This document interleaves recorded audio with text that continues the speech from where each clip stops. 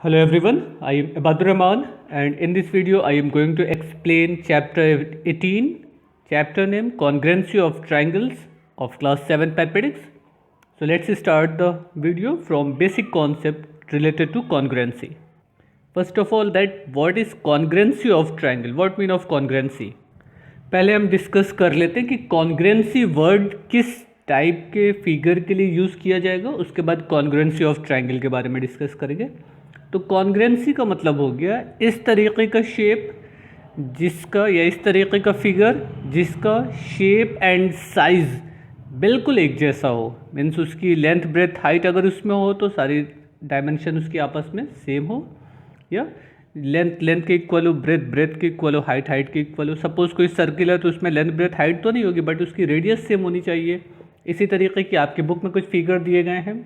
तो अब इसमें देखिए कॉन्ग्रुएंसी का मतलब हो गया ऐसे फिगर जिनका शेप एंड साइज़ बिल्कुल एक जैसा हो। अच्छा, शेप तो आपको देख के लग सकता है एक जैसा होगा। जैसे कॉइन ले लें हम, 2 रुपीज़ कॉइन, 5 रुपीज़ कॉइन, एक कोई और कॉइन ले लें, 10 रुपीज़ कॉइन, 1 रुपीज़ कॉइन।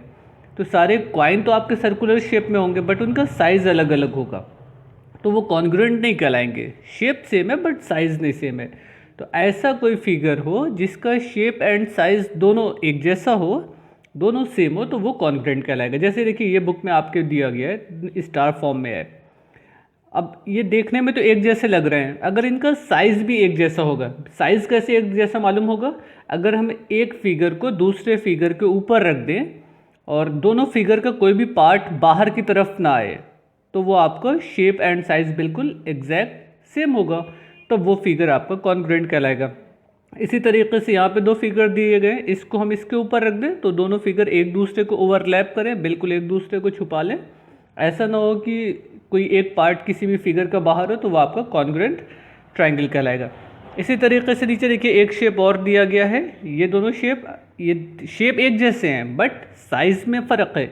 ये छोटा है, ये साइज़ में बड़ा है, तो इसको जब आप इसके ऊपर रखिएगा तो दूसरा वाला पोर्शन पूरा पूरा छुपेगा नहीं, यानी कि ये कॉन्ग्रुएंट नहीं है क्योंकि इनका शेप एक जैसा है बट साइज़ एक जैसा नहीं है। इसी तरीके से यहाँ पे देखिए शेप तो एक जैसा है बट साइज़ डिफरेंट है। ये साइज़ में कम है, ये साइज़ में ज़्यादा है, तो इसको इस पे रखने पर ये ओवरलैप नहीं होगा, एक दूसरे को छुपाएगा नहीं। तो इस तरीके के फिगर जिनका शेप एंड साइज़ बिल्कुल एक जैसा हो वो कॉन्ग्रुएंट फिगर कहलाएंगे, अदरवाइज कॉन्ग्रुएंट नहीं होंगे। खाली शेप एक जैसा हो, साइज़ अलग हो, तो वो जब आप हायर क्लास में जाइएगा तो वहाँ पे एक वर्ड आ जाएगा सिमिलर। तो सिमिलर एक जैसा शेप होगा बट साइज़ नहीं होता है। बट कॉन्ग्रुएंसी में क्या होता है, शेप एंड साइज़ दोनों सेम होता है। जैसे ये दोनों फिगर आपके शेप भी सेम है और साइज़ भी सेम है, तो ये कॉन्ग्रुएंट फिगर कहलाएंगे। Same as this two figure are congruent figure here, figure 5th and 6th are congruent figure here, figure in same shape but size are different, shape same है but size different है उनका, तो ये congruent figure नहीं है। अगर congruent नहीं है और शेप सेम है तो वो सिमिलर कहलाएगा, बट सिमिलर अभी आप लोगों को नहीं पढ़ना है। यहाँ पर भी आपका शेप सेम है बट साइज डिफरेंट है, ये कॉन्ग्रुएंट नहीं कहलाएगा। शेप सेम है बट साइज डिफरेंट है, ये कॉन्ग्रुएंट नहीं कहलाएगा। तो कॉन्ग्रुएंट कब होगा, जबकि उनका शेप एंड साइज बिल्कुल एक जैसा हो। अब ज़रा सा बात कर लेते हैं कॉन्ग्रुएंट ट्रायंगल की। देखिए कॉन्ग्रुएंसी का मतलब हो गया बिल्कुल एक जैसा शेप हो और एक जैसा साइज हो, मीन्स शेप एंड साइज दोनों सेम हो, तो वो आपका कॉन्ग्रुएंट कहलाएगा। अगर ट्रायंगल की बात किया जाएगा तो स्पेशली दोनों शेप क्या होना चाहिए, दोनों फिगर क्या होना चाहिए, ट्रायंगल के फॉर्म में होना चाहिए और उनके शेप एंड साइज बिल्कुल एक जैसे होने चाहिए। अब ट्रायंगल के पास क्या क्या है कंपेयर करने के लिए या मेज़र करने के लिए? ट्राइंगल में आपको 3 साइड मिलेंगे, 1 2 3, और 3 एंगल्स मिल जाएंगे, 1 2 3। तो ऐसे दो ट्राइंगल जिसमें करस्पॉन्डिंग साइड सेम हो एंड करस्पॉन्डिंग एंगल भी सेम हो, वो दोनों ट्राइंगल आपके क्या कहलाएंगे, कॉन्ग्रुएंट ट्राइंगल कहलाएंगे। अब यहाँ पे एक वर्ड यूज़ हो रहा है करस्पॉन्डिंग। करस्पॉन्डिंग का सेंस क्या, ये समझ लीजिएगा। जैसे इस ट्राइंगल की कोई एक साइड ले ली गई, एक्स वाई आपने ले लिया, उसके कंपेयर में दूसरे ट्राइंगल की जो साइड कंपेयर की जाएगी या उसके कंपेयर में जिस साइड की डिस्कशन हम लोग करेंगे तो वो करस्पॉन्डिंग साइड कहलाएगी। जैसे सपोज कर लीजिए कोई दो स्टूडेंट्स को ले लिया जाए, दोनों के सब्जेक्ट के मार्क्स को कंपेयर किया जाए, तो हिंदी का मार्क्स किसी एक बंदे का दूसरे का भी हिंदी के मार्क्स से कंपेयर होगा, इंग्लिश का मार्क्स इंग्लिश के मार्क्स से कंपेयर होगा, मैथमेटिक्स के मार्क्स से कंपेयर होगा, साइंस का मार्क्स साइंस से कंपेयर होगा। तो फर्स्ट जो कंपोनेंट है वो उसके कंपेयर में कौन सा कंपोनेंट लिया जा रहा है। अब आप ऐसा नहीं कर सकते ना, हिंदी का मार्क्स आप मैथमेटिक्स के मार्क्स से कंपेयर कर लीजिए, तो वो कोई कंपैरिजन नहीं कराएगा। इसी तरीके से ट्राइंगल के भी साइड को कंपेयर किया जाएगा, साइड से एंगल को कंपेयर किया जाएगा एंगल से। तो जिस साइड के कंपेयर में जो साइड आएगा वो उसका करस्पॉन्डिंग साइड कहलाएगा। इसी तरीके से जिस एंगल के कंपेयर में जो साइड आएगा वो उसका करस्पॉन्डिंग एंगल कहलाएगा। फिगर में देखिएगा, इन्होंने ये सिंगल मार्क टिक किया है साइड एक्स वाई पे, और इसमें ए बी पे सिंगल मार्क टिक किया है। तो एक्स वाई की करस्पॉन्डिंग साइड कौन सी हो गई, A B. Same as double mark on X Z, देखिए डबल मार्क है ना, and double mark on A C. तो एक्स जेड का कंपेरिजन पार्ट कौन सा हो गया, ए सी, तो इसकी corresponding side A C. Same as Y Z triple mark and B C as a triple marks, these two sides are equal, so corresponding side of the yz is bc. Same as you can compare the angle y is equal to angle b, single mark, double tick, angle x is equal to angle y and angle z is equal to angle c. तो जिस angle के compare में जो angle compare किया जा रहा है वो करस्पॉन्डिंग एंगल कहलाएगा। इसी तरीके से जो साइड जिसके कंपेयर में देखी जा रही होगी वो करस्पॉन्डिंग साइड कहलाएगी। एक बात और, यहाँ तो सीधा सीधा फिगर बना हुआ था, ये इधर की साइड इसके इक्वल है, बट इसी ट्रायंगल को ज़रा सा रोटेट कर दिया जाए तो कोई ज़रूरी नहीं ना कि ये साइड इधर आए, हो सकता है इधर आ जाए। तो कोई भी साइड कहीं भी हो सकती है, हो सकता है ये वाली साइड इसके इक्वल हो जाए, ये वाली साइड इसके इक्वल हो जाए, और ये वाली साइड आपकी थर्ड साइड के इक्वल हो जाए। जो साइड जिस साइड के इक्वल होगी वो उसकी करस्पॉन्डिंग साइड कहलाएगी। ये मत सोचिएगा लेफ्ट साइड लेफ्ट के इक्वल है, बेस के इक्वल है, राइट साइड राइट के इक्वल है। लेफ्ट राइट की यहाँ पे कॉन्सेप्ट नहीं है, बस इस ट्रायंगल की एक साइड और इस ट्रायंगल की कोई भी एक साइड आपस में सेम हो जाए तो वो उसकी करस्पॉन्डिंग इक्वल साइड कहलाएगी। इसी तरीके से इस ट्रायंगल की कोई एक साइड इस ट्रायंगल में किसी भी एक साइड के इक्वल हो जाएगी तो वो उसकी करस्पॉन्डिंग इक्वल साइड कहलाएगी। ओके, सो कॉन्ग्रुएंट ट्रायंगल क्या होगा, two triangles are congruent if they are exactly identical, बिल्कुल एक जैसे हों। अब आइडेंटिकल वर्ड यहाँ पे यूज हुआ है, मीन्स उनको एक जैसा होना है, तो किस चीज़ में एक जैसे होंगे, उनका साइज एक जैसा होगा, उनका शेप एक जैसा होगा। अब साइज एंड शेप के बारे में जब आप बात करिएगा तो यानी कि उनकी साइड की लेंथ जो भी डायमेंशन है वो सेम होगी, प्लस उनके एंगल्स भी सेम होने चाहिए, तो करस्पॉन्डिंग साइड इक्वल होगी एंड करस्पॉन्डिंग एंगल इक्वल होंगे। तो ये ट्रायंगल आपके क्या कहलाएंगे, कॉन्ग्रुएंट ट्रायंगल कहलाएंगे। अगर ट्रायंगल के कंपैरिजन हो रहा है तो कॉन्ग्रुएंट ट्रायंगल कहलाएंगे, सर्कल का कंपैरिजन होता तो कॉन्ग्रुएंट सर्कल कहलाता। हम लोगों को इस टॉपिक में ट्रायंगल से रिलेटेड टॉपिक को डिस्कस करना है। तो कॉन्ग्रुएंट ट्रायंगल क्या होंगे, जिनकी corresponding side and angles are equal, ठीक है ना, एग्जैक्ट आइडेंटिकल होंगे, उनके शेप एंड साइज दोनों एक जैसे होने चाहिए। ये तो डिफिनेशन हो गई। अब बात ये होती है कि मिनिमम क्या रिक्वायरमेंट आपको मिल जाए, मिनिमम क्या कंडीशन आपको मिल जाए कि आप ये कह सकते हैं कि ट्रायंगल कॉन्ग्रुएंट होंगे। तो उसके लिए कुछ रूल दिए गए हैं, थ्योरम दिए गए हैं, एक्सियम दिए गए हैं, वो सारी चीज़ें आइए डिस्कस करते हैं। Conditions of congruence of triangles. अब कोई भी ट्रायंगल कब कॉन्ग्रुएंट होगा, उनकी क्या मिनिमम कंडीशन है वो देखते हैं। वैसे तो मालूम है आपको सारे साइड सेम होते हैं और सारे एंगल सेम होते हैं कॉन्ग्रुएंट ट्रायंगल के, लेकिन कम से कम क्या वैल्यू मिल जाए आपको कि आप ये कह सकते हैं कि ट्रायंगल आपका कॉन्ग्रुएंट है। फर्स्ट थ्योरम इज गिवन, जैसे कि वो आप लोग अलजेब्रा पढ़ते हैं तो a+b² as a formula, a³ + b³ as a formula है। तो ज्योमेट्री में फॉर्मूला नाउ के जो रूल होते हैं उनको क्या बोला जाता है, थ्योरम बोला जाएगा या एक्सियम बोला जाएगा। रूल, थ्योरम, एक्सियम, यहाँ पे फॉर्मूला वर्ड नहीं यूज होगा, तो उसको अलग से कुछ नहीं समझिएगा, बेसिक है। Given the length of the three side, अब देखिए शॉर्ट में दिया है SSS, mean side side and side, यानी कि पहले ट्रायंगल की तीनों साइड करस्पॉन्डिंग दूसरे ट्रायंगल के करस्पॉन्डिंग साइड के इक्वल हो जाए तो आपका ट्रायंगल क्या कहलाएगा, कॉन्ग्रुएंट ट्रायंगल कहलाएगा। किस रूल के अकॉर्डिंग है, साइड साइड साइड कॉन्ग्रुएंसी। इसका कॉन्ग्रुएंसी का सिंबल क्या होता है, आइए जूम करके देखते हैं। ये देखिए ये सिंबल यूज किया जाएगा for the word congruency. So triangle XYZ congruent to triangle ABC, और किस कॉन्ग्रुएंसी के अकॉर्डिंग है, साइड साइड साइड। ये ट्रिपल एस का मतलब साइड साइड साइड, यानी कि ये जो आपका ट्रायंगल था इस दोनों ट्रायंगल की जो करस्पॉन्डिंग साइड होगी वो आपस में सेम है। आइए देखते हैं कि कौन कौन सी साइड आपकी यहाँ पे सेम दिख रही है। तो सबसे पहला काम, साइड एक्स वाई 5 सेंटीमीटर है and here A B is equal to 5 centimetre, means X Y is equal to A B. So first side आपकी ये सेम हो गई। Same as Y Z is equal to B C, both are equal to 7 and 7 centimetre, means second side आपकी same हो गई। Now X Z is equal to 4 and A C is equal to 4, तो ये side इसके equal हो गई। तो इस ट्राइंगल की तीनों साइड इस ट्राइंगल के करस्पॉन्डिंग साइड के इक्वल है। आप ये मत समझिएगा कि इसकी सारी साइड एक जैसी होनी चाहिए थी 5 5 5, या इसकी सारी साइड एक जैसी होनी चाहिए थी, वो नहीं।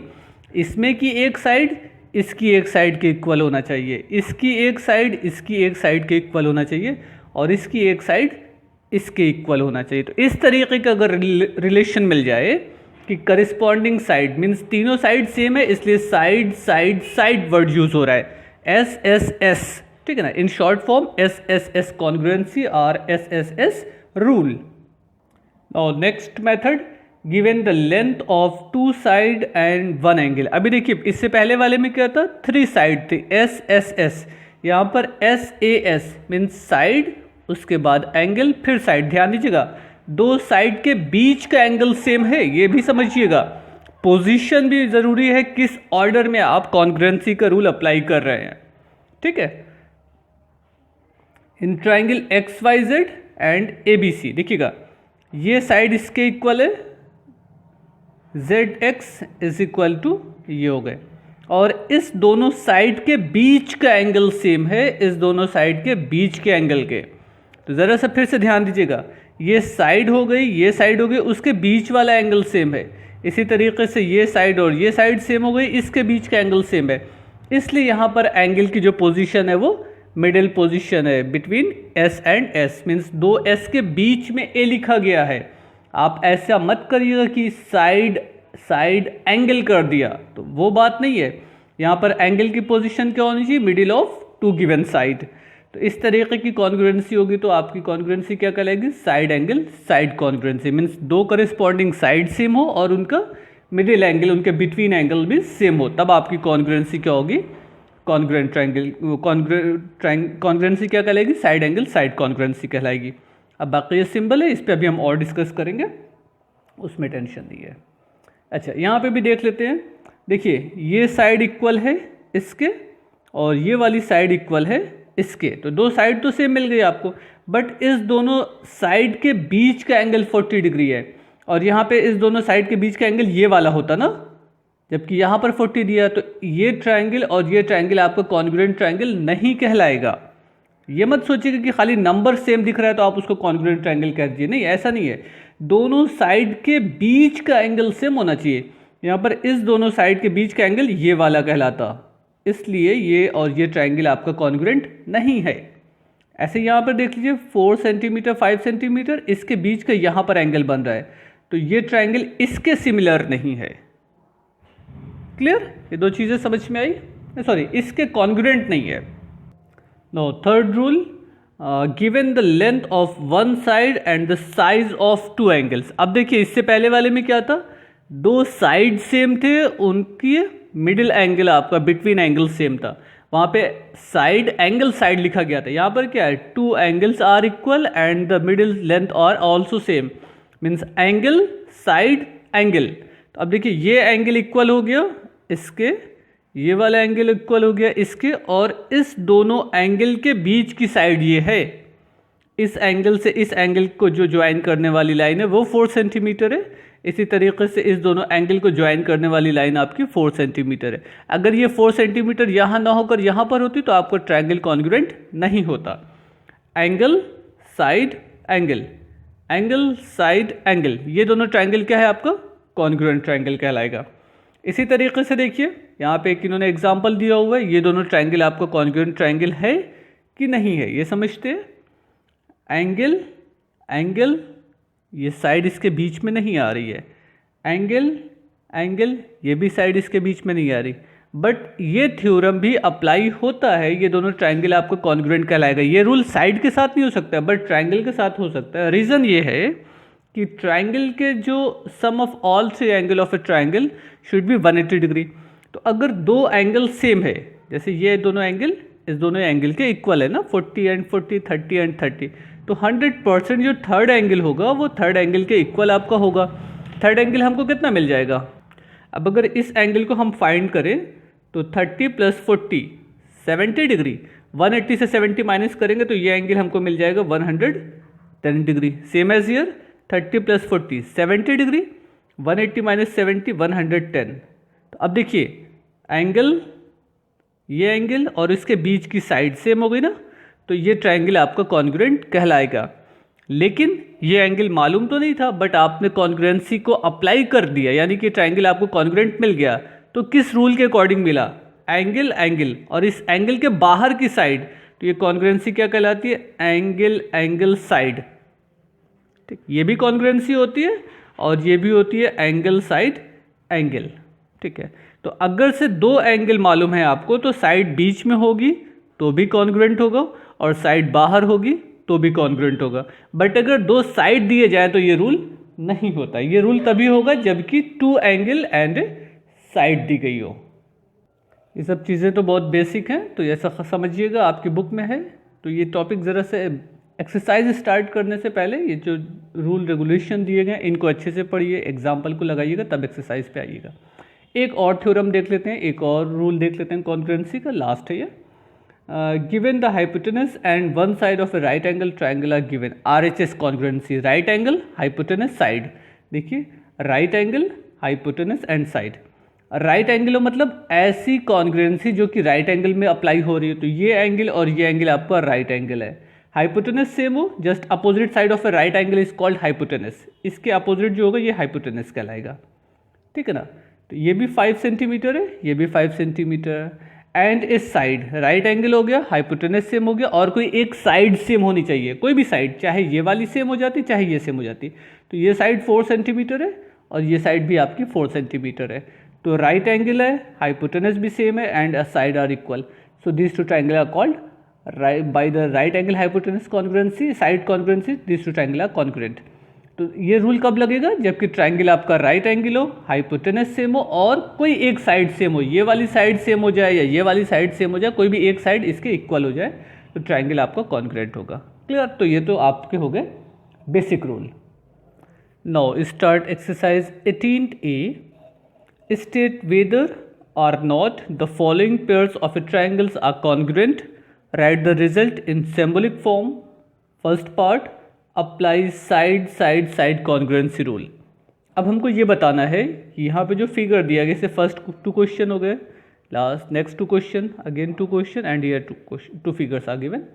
सो जो भी पेयर के फॉर्म में ट्राइंगल दिए गए उनको कंपेयर करना है और इस कॉन्ग्रुएंसी का यूज़ करना है, side side side congruency rule.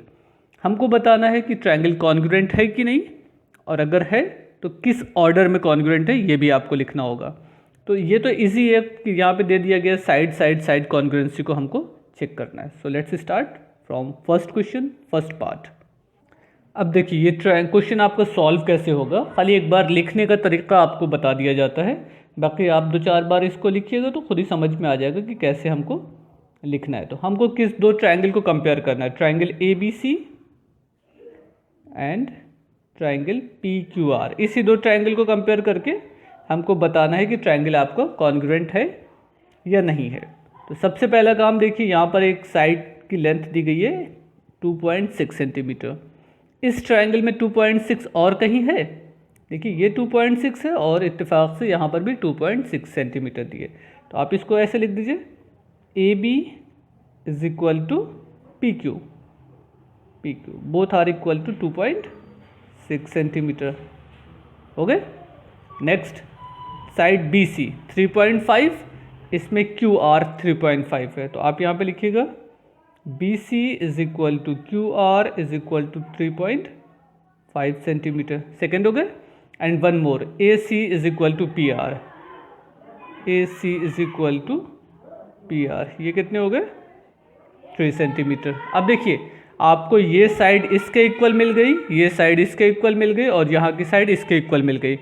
तो अगर से किसी भी दो ट्रायंगल में तीनों करस्पॉन्डिंग साइड सेम हो जाए, मीन्स 1/1 सब आपस में सेम हो जाए, पहले के इक्वल हो जाए, दूसरे के इक्वल हो जाए, तीसरे के इक्वल हो जाए, तो ट्रायंगल आपका क्या कहलाएगा? कॉन्ग्रुएंट ट्रायंगल कहलाएगा। यानी कि आप क्या लिख सकते हैं? ट्रायंगल। अब यहाँ जैसे एक चीज़ और समझ लीजिएगा, अभी तक मैंने नहीं बताया था, लेकिन ये बहुत इंपॉर्टेंट है, आपका class 7th 8th 9th 10th तक जाएगा, तो ये बात आज समझ लीजिएगा अच्छे से। आपको ये ट्रायंगल शो करना है कि ये ट्रायंगल कॉन्ग्रुएंट है। सबसे पहला काम, बाई कौन सी कॉन्ग्रुएंट से हम लोग अप्लाई कर रहे हैं ये समझिएगा। हमने जो कंपेयर किया वो साइड है ना, बाई साइड एक्सियम या रूल जो भी कह लीजिए आप, वो आपकी अपनी चॉइस है। ट्रायंगल कॉन्ग्रुएंट कैसे होगा पहले ये समझ लेते हैं। इसमें फर्स्ट ट्रायंगल का ऑर्डर कोई फ़र्क नहीं पड़ता, आप उसको जैसे चाहिए लिख सकते हैं। यहाँ पे हमने लिख दिया ट्रायंगल ABC, कॉन्ग्रुएंट का symbol, congruent to triangle ABC, congruent to. अब जरा से समझिएगा, ABC के इक्वल कौन सा ऑर्डर होगा? PQR हो सकता है, PRQ हो सकता है, QRP हो सकता है, बट फर्स्ट पॉइंट को तो फर्स्ट ट्रायंगल को आप किसी भी ऑर्डर में लिख सकते हैं। ABC लिखा, BCA लिख दीजिए, CBA लिख दीजिए, कोई फ़र्क नहीं पड़ेगा। बट जब सेकंड ट्रायंगल को ऑर्डर लिखने लगेंगे तो वहाँ पर एक स्पेशल ऑर्डर ही आपके आंसर को करेक्ट करेगा या रॉन्ग करेगा। तो आपको समझना है कि हमको कौन सा ऑर्डर लिखना है। तो समझिएगा, यहाँ पे AB किसके इक्वल था? PQ के। तो यहाँ पे AB आ रहा है तो हम क्या लिखेंगे? Triangle PQ and third side, ये आपका कंप्लीट हो जाएगा। अगर हमने यहाँ पे QRP लिख दिया तो वो रॉन्ग हो जाएगा। जैसे एक चीज़ और पहले समझा देते हैं, फिर इस क्वेश्चन पे आते हैं। Suppose we have two triangle ABC and PQR in which side AB is equal to QR। ये ध्यान दीजिएगा, यहाँ का साइड इसके इक्वल मिल जाए। शेप तो किसी भी तरफ बन सकता है ट्रायंगल ना, तो कोई फ़र्क तो है नहीं कि हमेशा इधर का साइड इसके इक्वल हो। ये तो पहले मैंने बोल दिया कि ऐसा नहीं है कि लेफ्ट के इक्वल होगा, राइट के भी इक्वल होगा। ये साइड किसी एक साइड के इक्वल आपको बस मिलना है। सपोज ये साइड आपको यहाँ पे मिल जाए, ठीक, एंड जो थर्ड साइड है वो इत्तेफाक से अपनी पोजीशन पे मिल जाए। अब आपको ऑर्डर की बात करना है कि ट्रायंगल ABC किस ऑर्डर में कॉन्ग्रुएंट होगा PQR के। तो अब हम यहाँ पर PQR नहीं लिख सकते क्योंकि अगर हमने PQR लिखा तो रॉन्ग हो जाएगा। अब आप समझिएगा, अगर ABC लिया है तो ABC ऐसे चल रहा है ना, मीन सिंगल मार्क वाली लाइन, उसके बाद डबल मार्क वाली आनी चाहिए। देखिए ABC है, ABC, ये गए ना, single mark and double mark. तो अब इस ट्रायंगल में उस ऑर्डर में चलिए कि पहले आपको सिंगल मार्क वाली लाइन मिले, उसके बाद डबल मार्क वाली। देखिए सिंगल लाइन तो हमको ऐसे भी मिल सकती थी QR, बट जब हम R पे पहुंच जाते तब हमको RP लिखना पड़ता। अगर हम इस ऑर्डर में चलें, QR सिंगल तो है बट ये ट्रिपल लाइन हो गई, ट्रिपल मार्क हो गया, तो हम कैसे चलेंगे? RQP, ट्रायंगल RQP, ये ऑर्डर सही है। बाकी इसके अलावा कोई भी ऑर्डर आप लिखिएगा तो वो रॉन्ग हो जाएगा। यहीं पे एक चीज़ और समझ लेते हैं। अब देखिए साइड AB किसके इक्वल है? RQ के इक्वल है। Side AB is equal to RQ या QR कह लीजिए, बात ठीक है। यानी कि फर्स्ट सेकेंड पॉइंट सही है। Now BC mean second and third, और QP देखिए सेम है। BC ये हो गए double mark and QP double mark, या ये भी सही है। Now first and third AC, R and P क्या सेम है? AC एंड RP सेम है, या ठीक है। यानी कि जो आपने ऑर्डर लिखा है वो बिल्कुल करेक्ट है। अच्छा, ये तो साइड की बात हो गई, mean side AB is equal to side RQ, side BC is equal to side QP and side AC is equal to side RP।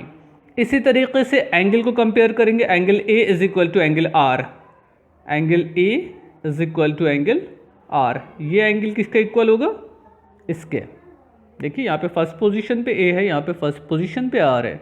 Now angle B is equal to angle Q, angle B is equal to angle Q, angle B is equal to angle Q, and last angle C is equal to angle P, angle C is equal to angle P, angle C is equal to angle P। तो ये order must है आपको जानना, बिना इसके आप congruency के topic को पढ़ ही नहीं सकते। आइए एक क्वेश्चन और समझते हैं उसके बाद। सपोज ये हमारे पास ट्राइंगल है ABC एंड LMK। अब इसमें कोई भी साइड सेम होती है वो तो डिपेंड करेगा आपका क्वेश्चन किस तरीके का है। हम सपोज कर लेते हैं ये वाली साइड इक्वल है इसके, ये साइड इक्वल हो जाए इसके, एंड ये थर्ड साइड सेम हो जाए इस थर्ड साइड के, ठीक है ना। हमको कॉन्ग्रुएंसी का ऑर्डर लिखना है कि किस ऑर्डर में triangle ABC and LMK congruent होगा। तो फर्स्ट ट्राइंगल का ऑर्डर तो आप अपनी मर्जी से कुछ भी लिख दीजिए, कोई फ़र्क नहीं पड़ेगा। ABC हमने लिखा, ठीक, साइन ऑफ कॉन्ग्रुएंसी। अब ध्यान दीजिएगा, जब हमने ABC लिखा है तो यहाँ से A से B पे जाएंगे, B से C पे जाएंगे। तो जब A से B और B से C पे आप जा रहे हैं तो देखिए किस तरीके का सिंबल यहाँ पे यूज़ हो रहा है। A to B means triple mark and B to C means double mark. तो देखिए ABC triple mark and double mark. तो यहाँ पर भी उसी ऑर्डर में हमको मूव करना होगा कि हमको पहले ट्रिपल मार्क मिले और उसके बाद डबल मार्क वाली लाइन मिले। तो ट्रिपल मार्क के लिए तो KL के दोनों चला जा सकता है, बट हमको ये भी ध्यान देना है ABC ये ऑर्डर है ना, ट्रिपल मार्क डबल मार्क। तो इस तरीके से चला जाए कि पहले ट्रिपल मार्क मिले उसके बाद डबल मार्क मिले, यानी कि KLM ये ऑर्डर सही है। अगर आपने लिख दिया LMK या LKM तो रॉन्ग हो जाएगा, क्योंकि ट्रिपल मार्क जब आप यहाँ से यहाँ पर पहुँच गए तब आप फिर से यहाँ से यहाँ नहीं जा पाइएगा। आपने लिखा LKM, तो देखिए L से K पे आप पहुँच गए तो अब आपको M ही लिखना बाकी रह गया ना, तो LKM तो वो रॉन्ग हो जाएगा। यहाँ पे ट्रिपल मार्क डबल मार्क, तो ये भी ट्रिपल मार्क डबल मार्क अपने आप ही सिंगल मार्क एडजस्ट हो जाएगा। तो ये ऑर्डर आपको समझना होगा। फिर से मैच कर लीजिए, side AB is equal to side KL, side AB is equal to side KL, ठीक है। Side BC is equal to LM, BC is equal to LM, ये भी सही है। And AC first and last, AC is equal to KM, ये भी सही है। तो जिस ऑर्डर में इधर की साइड होंगे उसी ऑर्डर में इधर की साइड होंगे। अब अगर हमको एंगल को चेक करना हो कि कौन सा एंगल किसके इक्वल होगा, so angle A is equal to angle K, ये हो गया। Angle B is equal to angle L, angle B is equal to angle L, and third angle C is equal to angle M, third angle C is equal to angle M। तो ये order समझना most important है। इस दो point को आप अच्छे से समझने की कोशिश करिएगा। आइए एक्सरसाइज के और क्वेश्चन सॉल्व करते हैं। First question second part. वापस हमको यहाँ पर दो ट्रायंगल को कंपेयर करना है, उनकी कौन सी साइड किसके इक्वल है ये लिखनी है। उसके बाद देखना है कि ट्रायंगल आपका कॉन्ग्रुएंट है कि नहीं है। तो यहाँ पे लिख दीजिए LM is equal to PQ, ठीक है। LM is equal to PQ, both are equal to 3 centimetre. एक बात हो गई, यहाँ पर 4 सेंटीमीटर है, इसमें 4 सेंटीमीटर की कोई साइड तो है ही नहीं, तो डायरेक्ट आप ऐसे लिख सकते हैं MN not is equal to QR and it is not is equal to PR, means ये साइड इस दोनों में से किसी साइड के इक्वल नहीं है। देयरफॉर ट्राइंगल LMN नॉट, ये कॉन्ग्रुएंट का साइन था ना, इसको कट कर देंगे तो नॉट कॉन्ग्रुएंट हो जाएगा ट्राइंगल PQR। तो बस अगर सेम होता तो हम कॉन्ग्रुएंसी लिखते कि किस ऑर्डर में कॉन्ग्रुएंट है, बट अगर कॉन्ग्रुएंट नहीं है तो ये कॉन्ग्रुएंट का साइन बनाने के बाद इसको कट कर दीजिएगा। ऐसे कट करना है, ऐसे मत कट कर दीजिएगा, ये इस तरीके से मत कट कर, ऐसे नहीं, ये वाला ऑर्डर होना चाहिए ऐसे कट करने का। तो ये नॉट कॉन्ग्रुएंट को रिप्रेजेंट करेगा। क्लियर। एक और चेक कर लेते हैं, fourth part of question number 1। Okay, ये फिगर आपका इम्पॉर्टेंट है, इस पर टिक कर लीजिएगा और बहुत अच्छा क्वेश्चन है समझने के लिए। आपसे ये कहा गया है कि बताइए ये दोनों ट्रायंगल आपके कॉन्ग्रुएंट हैं कि नहीं, और अगर कॉन्ग्रुएंट है तो कौन सी साइड किसके इक्वल है, किस ऑर्डर में है, ये सब चीज़ें हम लोगों को लिखना है। तो जैसे कि फिगर में देखने से आपको लग रहा है ये 5 दो ट्रायंगल है ना, ABO and ACO। AB is equal to AC, both are equal to 5 centimetre. तो यहाँ पे लिख देते हैं in triangle ABO and ACO, ठीक है ना। किस दो ट्रायंगल में कंपेयर कर रहे हैं पहले ये लिख दिया गया। अब कौन कौन से साइड सेम है, AB is equal to AC, side AB is equal to AC, both are equal to 5 centimetre. BO is equal to CO, BO is equal to CO, both are is equal to 3 centimetre. अच्छा, third side की dimension नहीं मालूम है, but ये third side जो ए ओ है वो इस ट्रायंगल की भी पार्ट है, इस ट्रायंगल की भी पार्ट है।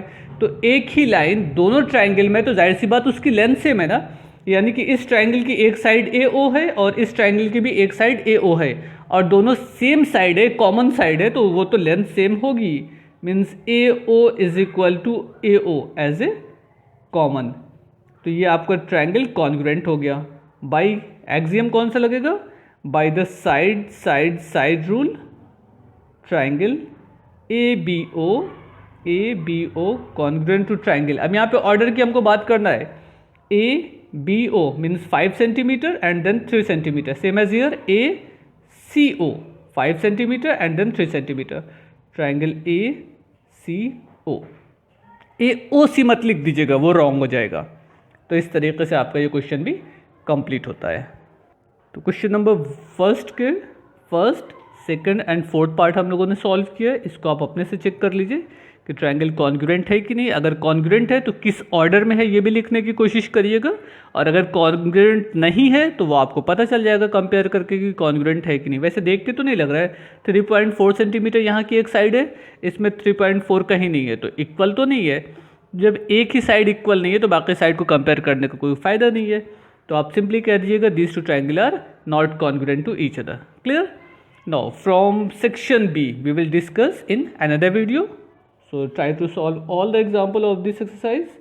In next video we will start from section B. Thank you.